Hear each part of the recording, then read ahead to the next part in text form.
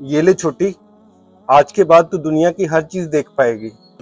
मैं बहुत ही पहुंचे हुए बाबा से तेरे लिए ये पानी लाया हूँ। ये तू पिएगी, तेरी आंखें ठीक हो जाएंगी और तू दुनिया की हर चीज देख पाएगी। छोटी, छोटी, तुझे कुछ दिखाई दिया? नहीं भाईजान, मैंने आपसे कहा था ना, मैं कभी भी कुछ नहीं देख पाऊंगी।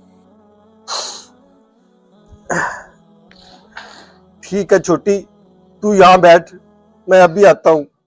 रज़ाक भाई, क्या हुआ? आप बहुत परेशान नजर आ रहे हैं। बिशारत भाई, आप तो 5 वक्त के नमाजी हैं।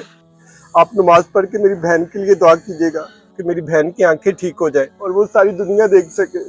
रज़ाक भाई, मैं नमाज पढ़ के जरूर दुआ करूंगा, लेकिन नमाज तो आप पे भी फर्ज है।